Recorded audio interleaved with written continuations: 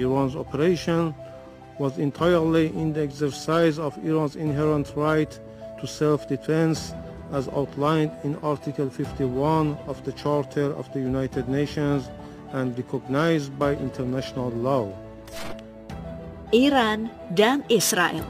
Dua negara ini sedang panas dibicarakan di seluruh dunia setelah konflik langsung antar keduanya pecah. Pada awalnya, Israel memulai serangan dengan menyerang konsulat Iran di Suriah yang menewaskan 16 orang. Iran pun bersumpah kalau akan membalas Israel atas serangan tersebut. Dan betul, menyerang Israel pada 13 April kemarin. Serangan ini memberikan sinyal kepastian bagi Israel yang dibackingi Amerika Serikat bahwa di Timur Tengah, dua negara ini tidak bisa seenaknya menyentil negara lain tanpa harus menerima konsekuensi. Aksi saling serang yang dilakukan Israel dan Iran bukanlah hal baru. Sejak revolusi Iran tahun 1979, Iran sudah menganggap Israel sebagai negara yang harus dimusnahkan dari Timur Tengah. Makanya, konflik kedua negara ini terus meluas secara geografis dan makin strategis. Bahkan, konflik kedua negara ini melibatkan berbagai macam daerah seperti Suriah, Palestina, dan juga Lebanon. Dalam konflik antara Iran dan juga Israel, kedua negara bahkan tidak segan-segan menggelontorkan uang yang tidak sedikit dalam memulai serangan. Hal ini bisa dilihat dari deretan rudal balistik dan drone yang digunakan Iran untuk menyerang Israel yang akan kita bahas kali ini.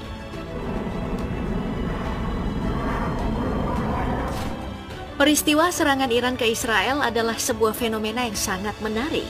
Setelah bertahun-tahun lamanya Iran tidak secara langsung berkonfrontasi dengan Israel, tahun 2024 ini, Iran dengan berani memperlihatkan taringnya di Timur Tengah. Tidak tanggung-tanggung, Iran menggelontorkan dana mencapai puluhan juta US dollar atau 1 triliun rupiah. Uang ini dihabiskan untuk meluncurkan rudal balistik hingga rangkaian drone. Dari data yang ditemukan, Iran meluncurkan 110 rudal balistik dengan anggaran berkisar 30 hingga 50 juta US dollar. Atau kalau dalam rupiah, 486 hingga 810 miliar. Kemudian ada juga 45 rudal jelajah dengan anggaran mencapai 4 hingga 7 juta US dollar atau 64 hingga 113 miliar rupiah. Lalu ada juga 170 drone dengan anggaran di angka 4 hingga 5 juta US dollar setara dengan 64 hingga 81 miliar rupiah. Jadi, jika dijumlah keseluruhan, total uang yang digelontorkan mencapai 38 hingga 62 juta US dollar yang setara dengan 614 miliar hingga 1 triliun rupiah. Dengan seluruh uang yang dihamburkan oleh Iran ini, rudal dan drone yang mereka luncurkan adalah senjata-senjata tercanggih yang mereka miliki. Pertama, ada rudal balistik jarak menengah Khaybar-Shekan yang dibuat Iran pada tahun 2022. Rudal yang memiliki ukuran panjang 11,4 meter, diameter 76 cm, dan berat 6,5 ton ini membawa hulu ledak seberat 500 kg. Saat terbang, Khaybar bisa mencapai jarak 1450 km dengan kecepatan maksimal hingga Mach 5 atau 1715 meter per detik. Bukan cuma itu, Khaybar-Shekan juga dilengkapi dengan teknologi MARV atau Maneuverable Re-Entry Vehicle yang memungkinkan rudal balistik untuk mengganti target di tengah penerbangan. Selain Khaybar-Shekan, ada juga rudal balistik jarak menengah lainnya yang digunakan oleh Iran. Mulai dari Ghadar-110 yang memiliki daya jelajah mencapai 2000 km dengan kecepatan maksimal mencapai Mach 9 atau 3087 meter per detik. Rudal Ghadar-110 ini memiliki sistem navigasi canggih seperti sistem pandu Indonesia dan sistem pemosisian global. Kemudian ada juga rudal balistik jarak menengah Emad yang digunakan Iran sejak 2015. Daya jelajahnya itu mencapai 1.700 km dan telah menggunakan teknologi MARV yang meningkatkan akurasi rudal Emad menjadi 50 meter dari target. Nah, selain menggunakan rudal balistik, Iran juga memperlihatkan kapabilitas drone canggih mereka. Drone yang turun dalam serangan ke Israel adalah drone Shahid 136. Drone ini memang menjadi salah satu drone kamikaze yang paling ditakuti di dunia. Daya jelajahnya mencapai 2.500 km dengan kecepatan maksimal di angka 185 km per jam. Drone ini membawa hulu ledak seberat 50 kg. Jenis serangan yang sering digunakan pada penggunaan Shahid 136 adalah tipe swarming drone attack, di mana drone diluncurkan dalam jumlah besar untuk membuat sistem pertahanan udara musuh jadi kewalahan karena kalah jumlah. Selain digunakan Iran untuk menyerang Israel, drone Shahid 136 juga digunakan oleh Rusia dalam invasi ke Ukraina dengan modifikasi bernama drone Geran 2. Dengan melihat jenis rudal balistik dan juga drone yang digunakan, angka 1 triliun rupiah memang terdengar hal yang pantas untuk kualitas serangan Iran. Apalagi efektivitas serangan yang dilakukan Iran membuat Israel menderita kerugian yang begitu besar.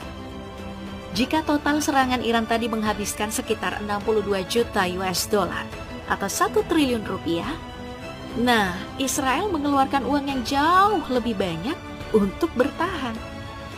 Dari berita yang didapatkan, Israel bahkan harus merogoh kocek mencapai 5 juta shekel atau setara dengan 1,35 miliar US dollar, yang jika dirupiahkan hampir setara dengan 21,8 triliun rupiah.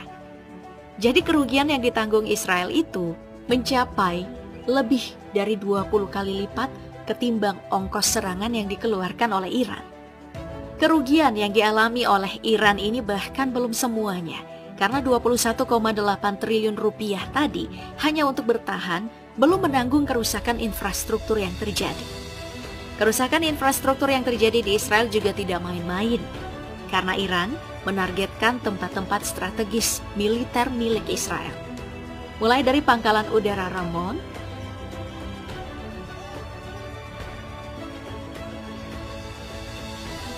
hingga pangkalan udara Nevatim.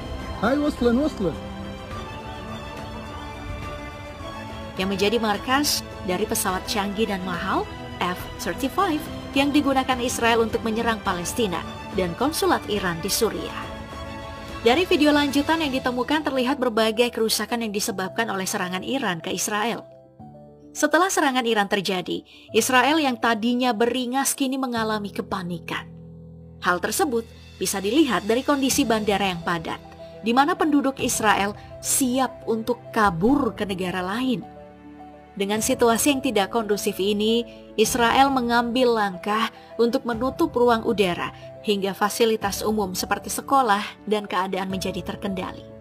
Nah, setelah diserang, Israel kembali mendapat perhatian dunia karena tiba-tiba tampil sebagai yang paling tersakiti dan langsung meminta PBB rapat darurat. Dalam rapat darurat itu, Israel juga tidak malu-malu memperlihatkan mental korban mereka lewat pernyataan wakil mereka Gilad Erdan yang mengatakan kalau Iran telah melewati batas dan Israel boleh membalas, apalagi Iran mencoba melakukan dominasi global. Wakil Iran Amir Said Iravani yang ada di rapat darurat tersebut membalas bahwa serangan Iran adalah pembalasan yang proporsional untuk Israel yang sudah menyerang konsulat Iran di Suriah. Dalam pidato yang sama, wakil Iran juga menyampaikan agar Amerika Serikat tidak melakukan campur tangan atau Iran siap melakukan perlawanan yang proporsional. Setelah rapat darurat tadi, untuk pertama kalinya, Amerika Serikat memberi tanggapan berbeda tentang Israel, di mana negara superpower ini tidak mendukung Israel menyerang balik Iran. Kemudian siapa sangka, meski tanpa dukungan Amerika, Israel malah menyerang balik Iran. Serangan ini sebenarnya bukan tidak terduga, karena sebelumnya PM Israel Netanyahu mengungkapkan kalau Israel berhak melindungi diri. Aksi serang antara Iran dan juga Israel ini jelas menambah panjang eskalasi konflik. Bisa saja, konflik ini akan berakhir dalam waktu singkat dan bisa pula berlanjut hingga waktu yang sangat lama. Bahkan bisa saja menjadi pemantik Perang Dunia Ketiga. Tapi semoga saja hal itu tidak terjadi, karena di setiap perang, bagian yang paling dirugikan adalah masyarakat sipil yang kehidupannya jauh dari kata mewah.